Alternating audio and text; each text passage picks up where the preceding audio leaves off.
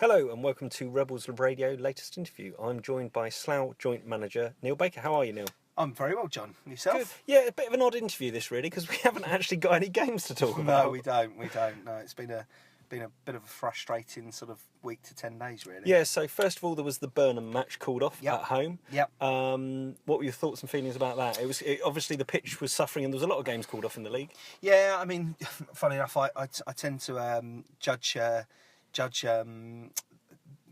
how bad it is when Uxbridge have a game called off, because their pitch is so good, and they were called off pretty early, so I thought we were always going to struggle. To be honest, I'd spoken to Ian Gould, our groundsman, the night before, and he said that if we got the expected rainfall overnight, then it was more likely that it would be off, because it was where it had been frozen a few days before, it was still relatively hard underneath. So there's nowhere for the rain to go, and unfortunately, when the guys went down there early on Saturday morning, there was absolutely no chance that the game would be on. And so what did you do with the team? Did they get together at all on Saturday the 3rd and do anything? We didn't actually on the 3rd. We didn't on the 3rd. With the fact that we didn't have a midweek game.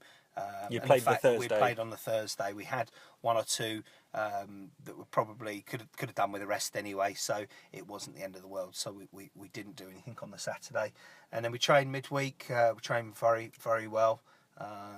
In preparation for Saturday's game at Histon. Yeah, and obviously again got a call quite late on. It seemed that Cambridge and that sort of area and Biggleswade Pool was off early. Well, yeah, I mean Biggleswade Pool was off. There's a river near the ground, and the levels were very high. And that was the reason why that game was called off. I was quite surprised actually. I actually went up to Fakenham. My father lives in Fakenham, which is sort of 65 miles from Cambridge, and my dad's wife actually works in Cambridge, and she had sort of said that most of the week it had been relatively dry. So a little bit surprised, because they had said on the Friday that they anticipated the game to be on. I know where I was, there was a little storm on Saturday morning, probably for no more than 40 minutes, but that might have been enough to sort of get the game called off. So yeah, a little bit disappointed, especially with only one other game in our league being called off. So we were disappointed, but at the same time, what's happened by that being off was Ben Edwards had actually called in on the morning and was going to be unable to play due to a personal issue, and now obviously with Cambridge having their game, Adam Martin's suspension is done, so he's now available. So that's a positive from our point of view. So we got the lads in to train. Unfortunately, because of where I was 3 hours away. John had to take the session, and I sort of ambled back and went to watch a game, but by all accounts it was a good training session, with the exception of we picked up an injury. Searsy rolled his ankle with about 30 seconds of the session to go, just went in for a tackle and rolled his ankle, unfortunately. So we're not too sure how bad that is, but I think it might be enough to keep him out for Saturday's game. I would have thought. And what was the other kind of injury situation? Obviously, Clergy's still a little bit of a doubt and not quite sure where he's at. No, Jamie's off to. Well, he went to have an MRI scan on Sunday. So we'll wait to hear the news on that. We think it might be his meniscus, which is sort of to do with the cartilage, basically in the knee. We think that he might have got a problem with that, in which case he might need some keyhole surgery, which will keep him out for sort of 4 to 6 weeks. So we're not too sure. I mean, to be honest, Jamie's actually his wife's expecting twins in early February as well. So, obviously that's going to be a very difficult time for him anyway. So it might coincide, nicely if he does have to have an operation, that he has it around a sort of similar sort of time. But we'll wait and see. So he's at the moment he's not fit. So we're not too sure when we're going to be seeing Jamie back. Obviously, Searsy. Ed Smith. Eddie's fine. Eddie trained again. He trained during the week and trained. He would have been available to play on Saturday.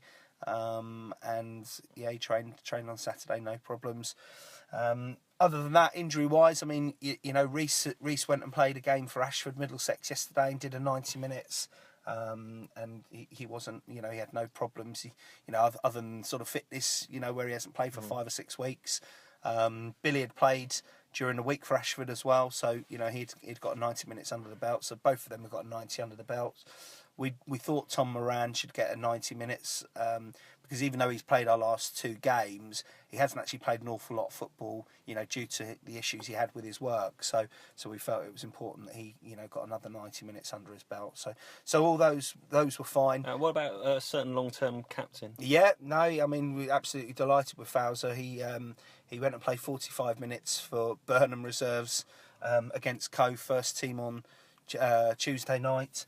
With the idea that he'd probably play 30 minutes. He ended up playing 45. He had no issues whatsoever, to be honest. So we were delighted with that.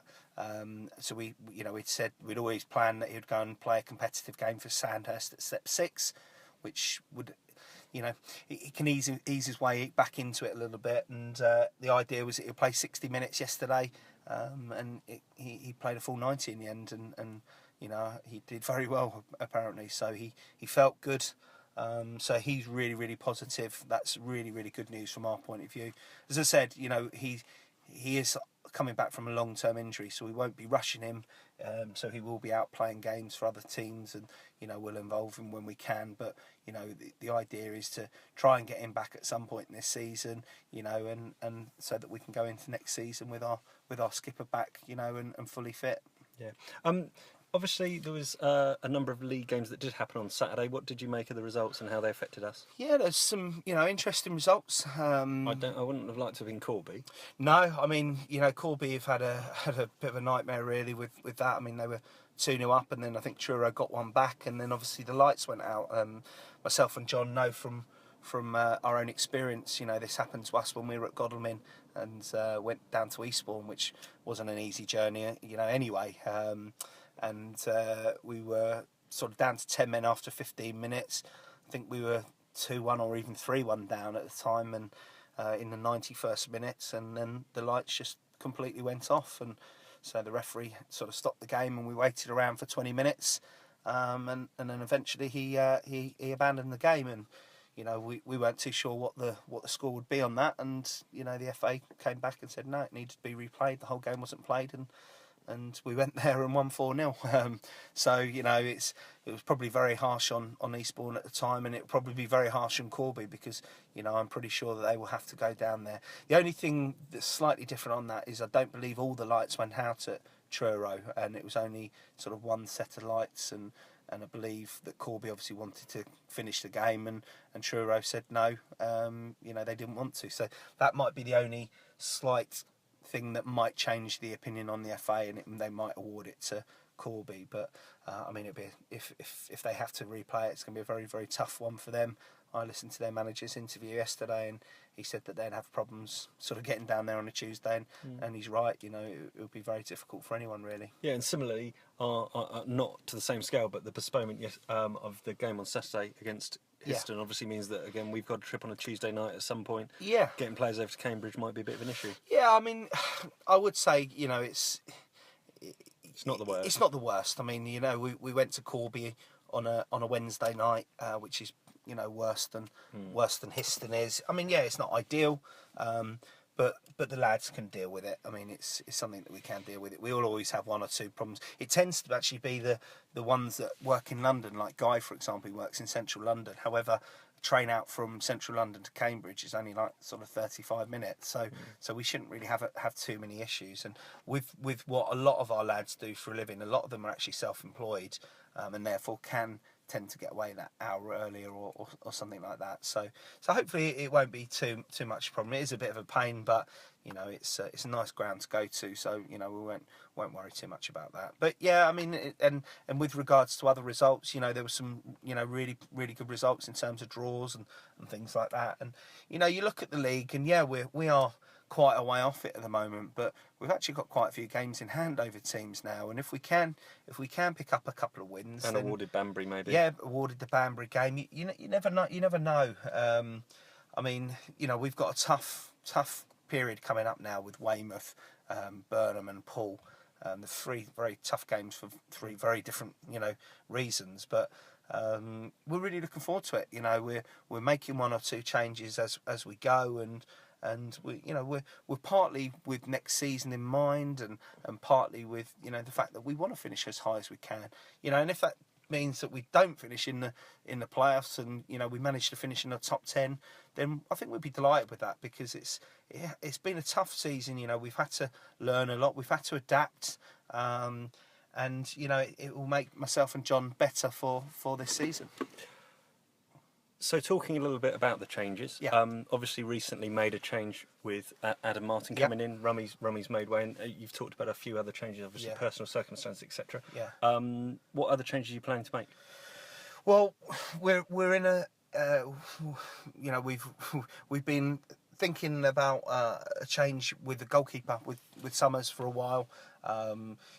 We've had Jake for 3 years now, almost 3.5 years, and think he's a very good keeper. We really like the lads, and he does some great things and whatever else. We just feel that ourselves and Jake, we've had a number of conversations over this season, and we feel he's sort of been going backwards a little bit, and we were comparing him to where he was 2 years ago, and he's not quite at the levels where he was, and unfortunately we're actually at a higher level now, and we need him to be at least those levels, if not sort of higher. And we've had a number of chats with him over the course of the season, about our expectations and also his, and I think it's been tough for Jake this year, because you've got to remember he's still a young lad, and goalkeeping is a very, very difficult position. You make a mistake and it's a goal against you, and what he's having to learn this year is the mental side of things, whereby a few managers have targeted him a little bit with his height, and he has made a few mistakes, and sometimes you need to just step back a little bit from that, to maybe understand where you want to go in the future. Where do you want to be playing at this level, or do you want to be playing at a level whereby you're the best player on the park week in, week out. And so it's something we've talked about for a long time, myself and John, and we've been talking to Jake over the last couple of weeks, and we've sort of due to a couple of things that he's sort of said as well, we've made a decision that we're going to let Jake go for the rest of the season, let him go off and play a number of games, possibly at a level or even 2 levels lower, just to try and gain a bit of his confidence, a bit of his swagger back, because he's lost that. And and sometimes also when you've played for somebody for so long, sometimes it's nice to maybe just have a change of scenery, and we feel that it's probably the right time. We've persisted with Jake for a long time, and we just feel now it's actually, from a manager's point of view, it's probably the right thing to let him go and try and regain what he had, and also for him to hopefully see where he wants to be. And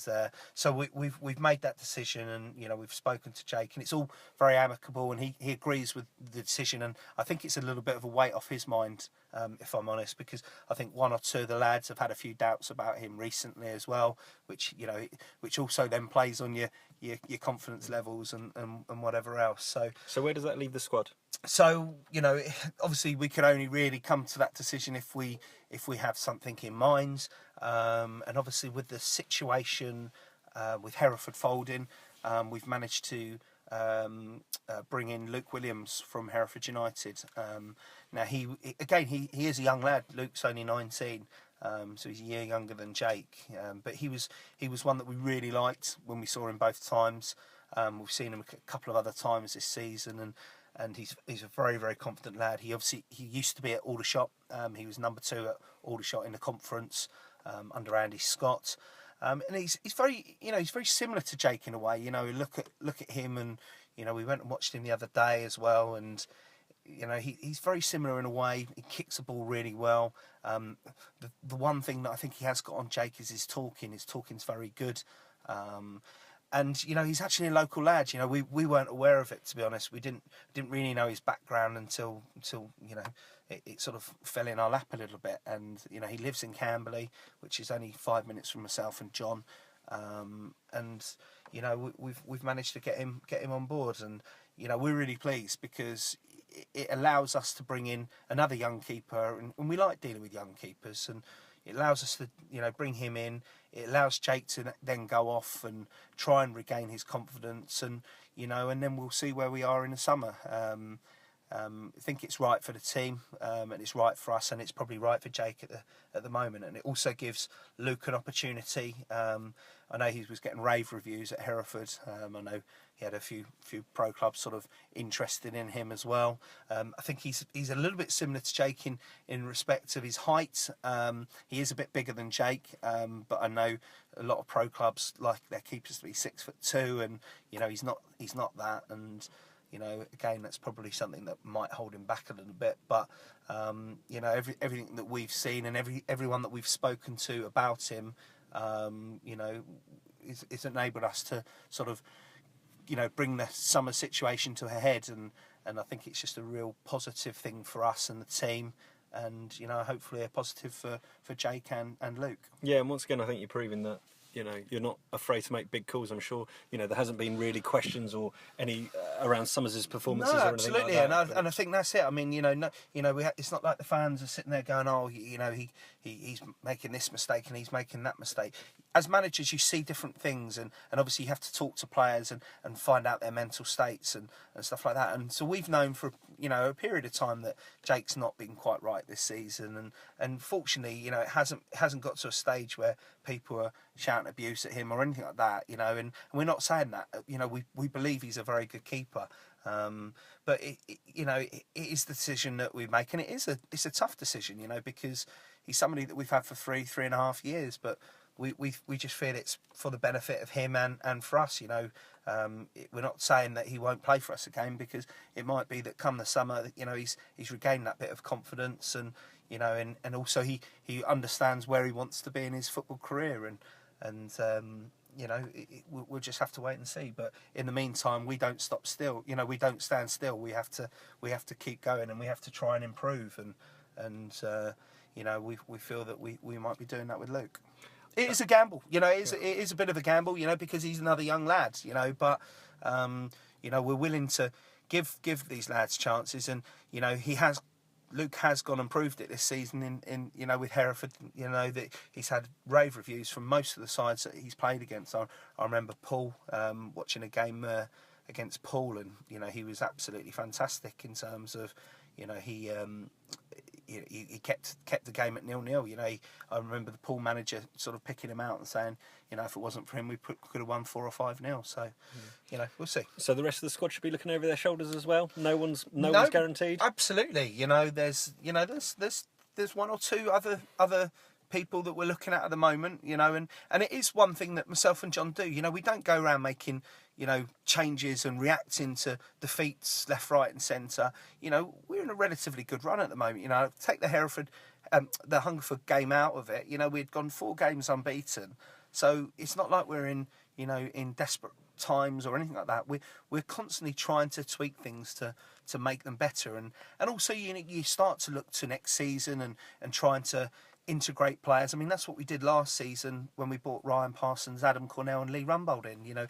Part of us at that time thought that the playoffs might be a little bit too much for us, and at that stage we were thinking, right, okay, well let's start to make changes in readiness for next season, so that that when we get to the summer, they're already part of the squad, and obviously the facts spoke for themselves, because we ended up getting promoted anyway. But we're sort of doing that a little bit with next season in mind as well. But it's always tough. There's always people when they're outside, they're unhappy, and it is difficult to keep everyone happy all the time. And these are lads who are young lads who want to play football, and sometimes when they're not, it's difficult. But that's our job to do, and we try to do it the best way we can. And sometimes we'll get it right and sometimes we'll get it wrong. But, throughout myself and John's management career, more often than not, we've got it right.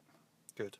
And so training twice this week ahead of a big game next week against Weymouth? Yeah, I mean, it's going to be a good week's training, and, Get Luke involved. Yeah, Luke will get involved, and as I say, it's a big game against Weymouth. Hopefully we'll have a good crowd. I understand they're bringing a couple of coaches down couple of supporters coaches, and so hopefully there should be a really good atmosphere. And it's a game we're really looking forward to because we're under no pressure whatsoever. Weymouth have won 10 of their last 11 games, and I would say firm favourites for the league title. So it'd be great to get in the game against them and do our best. Good, excellent. Well, thank you for your time. I'm sure we'll have a chat before the Saturday match and have a final squad update. But thank you for your time and being so open and telling the fans the news. Yeah, no problems at all. And fingers crossed it works out. Thank you. Cheers.